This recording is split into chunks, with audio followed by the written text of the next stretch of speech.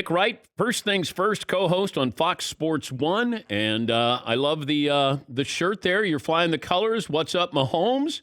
Nice. Yeah. I like it. Courtesy of the DB show, which I do have a question. Yeah. How the hell did you get my home address? I don't share that. It just shows up. I don't know that I want Paulie, Seaton, Fritzy, certainly not you, to know where I live. Paulie, give everybody Nick Wright's home address so they can send in some gear. It's a cul-de-sac. Yeah. I got it from Jenna Wolf. Add her to the list of people I don't need to know where I live. Yeah. What's happening here? Yeah. Thank you. Appreciate the swag. You're welcome. Handwritten note as well, which I did like. Yeah. That was nice. Aesthetically, was that a win last night for the Chiefs? Listen, when you're a gritty defensive-minded team like my hometown Chiefs, survive and advance, Dan Patrick. That's where the Chiefs are. So here, let me paint the picture for you. Okay. In the rosiest terms possible. If I were to tell you there was going to be a team, this team, the first month of the season would have a historically bad defense. This team, the second month of the season, would forget how to play offense. This team, the entirety of the season, would be on pace to set the all-time turnover record for modern football, and they would have a schedule that includes 4 playoff teams from last year, plus the upstart Chargers. And I told you the midway point, they're a game out of first in the division. Everybody healthy. Just added Melvin Ingram. You might say they might be turning it around. You say, Nick, you're being a little too optimistic. Well, Vegas doesn't agree with you. As you look at the old line for this weekend, Aaron Rodgers coming to Arrowhead. By the way, Aaron Rodgers, they played Thursday. The Chiefs played last night. Seems a little unfair, Goodell, but that's not my business. The Chiefs are favored in that game. So I say all that to say this. With Derrick Henry out, with the Bengals losing to the Jets, with the Ravens up and down, the Chargers all of a sudden falling apart, aside from Buffalo, I don't think there's a team we can say in the AFC is excellent. And I still believe Patrick Mahomes is great. He just hasn't looked like it the last month. So we'll see. It was an ugly win. They have to go win 2 of their next 3 against the Packers, Raiders, and Cowboys, and then we'll see. But I don't think they're dead. I think it'd be silly to write them off. All right. You look at this team, and I wonder what their identity is. Do they know their identity after 8 games? No, because and that I think is being used against them, which the identity has been, we're going to kill you with the deep shot, and teams are taking that away. But when you take that away, what is available to you is the easy stuff, and they have been correct in betting the Chiefs won't just take it.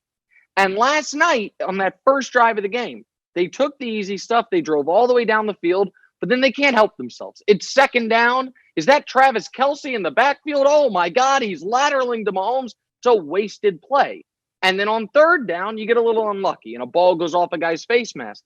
And then those things start to snowball. I couldn't believe it, but I was watching the game last night, and I'm like, just run the ball. I know it's modern football and you have Mahomes, but if they are giving you 8 guys dropping into coverage, then just take the 8-yard runs you're going to get every time.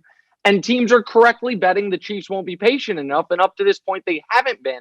If they show that patience, they'll have to come out of it. And the moment you come out of it, they kill you because the skill is still there. And Mahomes is still, I believe, the most talented player in the league. He just hasn't played like it the last month.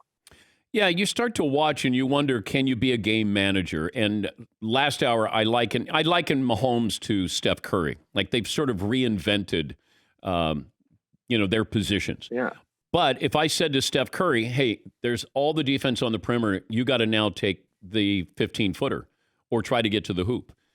Is he willing to do? Or Trae Young, if I said, hey, you can't shoot the 3, you got to go inside. So your mind says, well, that's not who I am. My identity. And I wonder about that with Mahomes. If you say, here's your check down, here's your 7 yards, here's 9, maybe throw a home run.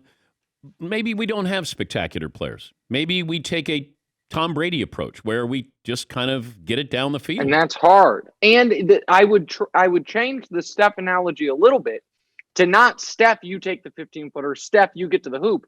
Steph, we're going to post up Wiseman. And I promise you it'll work because the guy on him is 6'1". They're putting all their length on the perimeter. Just give it to him, you'll get a layup. And I think in his heart, Steph would be like, I don't know. That doesn't seem like the way we play. And it's just, Derek Gore was the running back last night. And I found myself saying, give him the ball. It's even to me, I'm like, what am I talking about? But the defense is giving that to you. The Chiefs have to be willing to take it. And there is a level of, they're turning the ball over 24% of the time. Yeah. The next highest teams are 15 to 18%, and they're the Jets, the Jags, and the Dolphins. In a weird way, Dan, that is a little reassuring because that is going to regress to the mean. Like, they're not going to be the highest turnover team in the league the rest of the year, but I thought it would regress to the mean last night. They had 2 more and could have had 3. Bills best team in the AFC?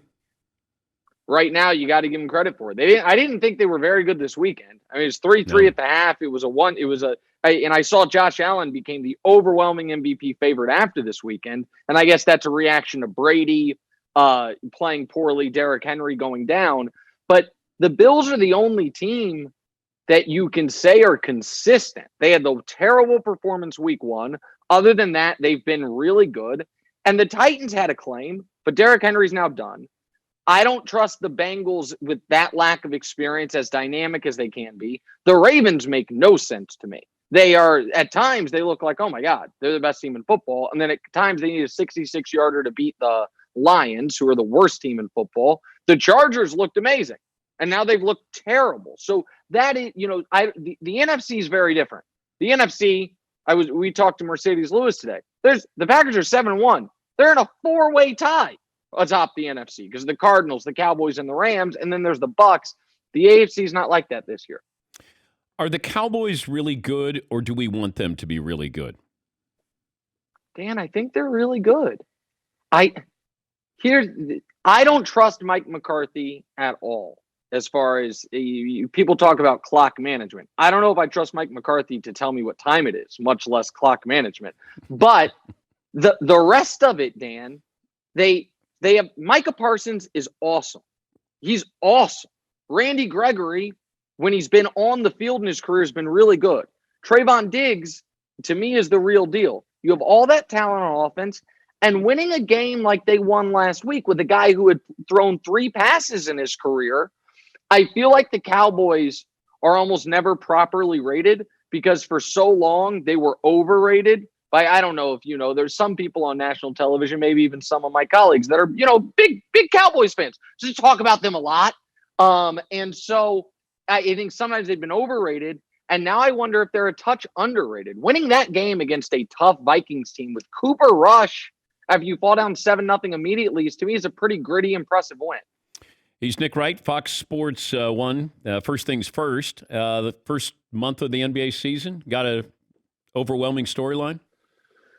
Well, the Celtics are a mess. I mean, I don't know if you played the Marcus Smart sound, but it's odd to me that Marcus Smart's like, listen, Tatum and Brown, we're proud of them. You're proud of them? Are you the father? You're 27 years old. Jaylen Brown's 25. Like, calm down, Marcus Smart. He's like, hey, Marcus Smart's like, listen, guys, even though at Oklahoma State they didn't run ISO plays for me, we need to let Marcus cook. That's how we're going to get going. That's something. You mentioned the Warriors. Warriors look pretty damn good without Clay. Now, I think it'd be foolhardy to assume when he comes back, we're getting the same Clay on the defensive end that we had years before, but they look good. And the Lakers are going to be a massive work in progress all year until they figure out how they want to play. That's going to take 50 games. And then, to me, the overwhelming story is James Harden a great player under the new rules? I don't know the answer to that. He wasn't a great player. He was a good player before he started breaking basketball in a really smart way. What made him the scoring champ was getting the line 13 times a game and shooting a dozen threes a game. He's had one excellent game this year. He shot 18 free throws. Every other game he's been okay. And if he's not great, the Nets are drawing dead. And Dan, I think KD knows it. Did you see KD this weekend? Threw the ball into the stands randomly. That was odd. The next game, he elbows Kelly Olynyk, gets thrown out. That was odd. I think KD's a little frustrated. So those are, to me, the stories so far. Explain the new rule change and how it's affecting not only James Harden, but other scorers around the league. Well, I think it's affecting the three guys it should affect the most are Harden, Trey, and Steph. Steph is leading the league in scoring. Trey has been fine. It's affecting a little bit. It's affected Harden a ton.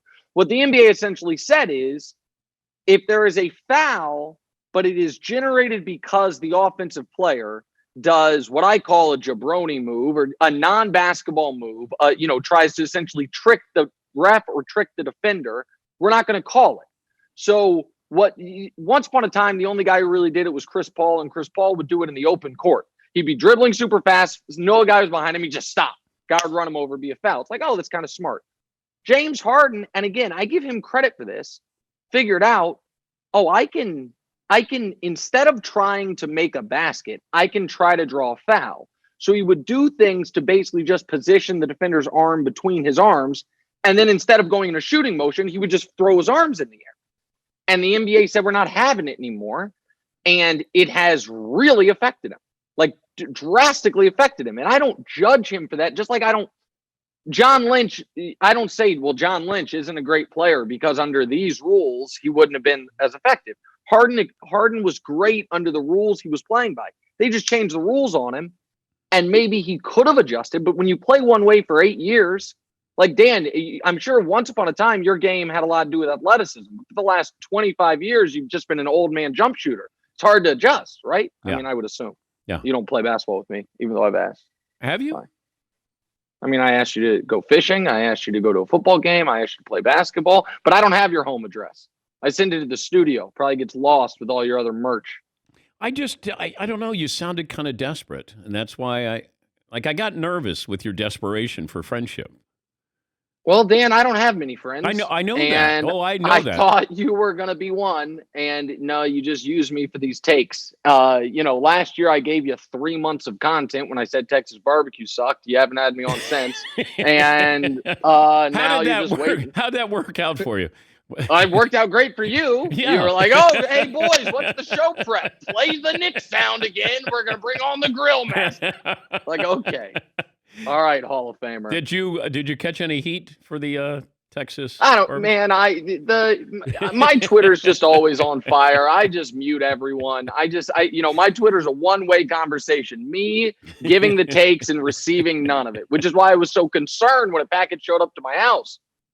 But it's all right.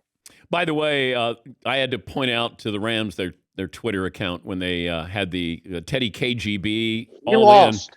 Yeah, I know. He lost the Rounders clip, and I thought, I like that you're all in, but somebody should have told somebody in the Rams office, watch the rest of the movie.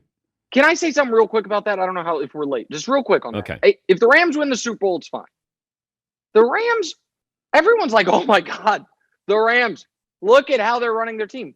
Anyone could run their team like that. If you, me, and Seton were in a who can have the coolest car competition, and I took all the equity out of my house and maxed out all my credit cards, I'd probably win. But I might be screwed long term. The Rams, to me, they are, an inventor that knows they've got the next great thing. And they might. But they also might liquidate everything, come up just short, and just be screwed. I think it is an incredibly risky gambit. And if you're the Broncos, he was going to walk for nothing. You got a second and a third for 9 games of Von Miller. It's a great move for the Broncos. Maybe the Rams win the Super Bowl. If they don't win the Super Bowl, I think they're in real, real rough shape with the way they're running that team. Let's have Nick back soon, guys. What do you think? Yeah? Sure. Well, that sure. didn't sound... That wasn't... What the... Let me try that again. I almost dropped an F-bomb. I know. Sure. Let me try it again. Let's have Nick on again, guys. All right. Absolutely. How about tomorrow? Yeah. 2 segments. Maybe next hour. Yeah. Next hour? Yeah. I'm not available. I'm going fishing with Mike Greenberg. You're looking for friends. Looking for friends. I'm going to be on the corner of 125th and Lenox in Harlem, America. If you want to just talk sports, see you guys there. Thank Bye. you, bud. Good to have you on again, Nick. Thank you. You too. Thanks, that's buddy. a guy, a really desperate guy looking for friendship. A little thirsty. Yeah, he is. Yes, that would be thirsty.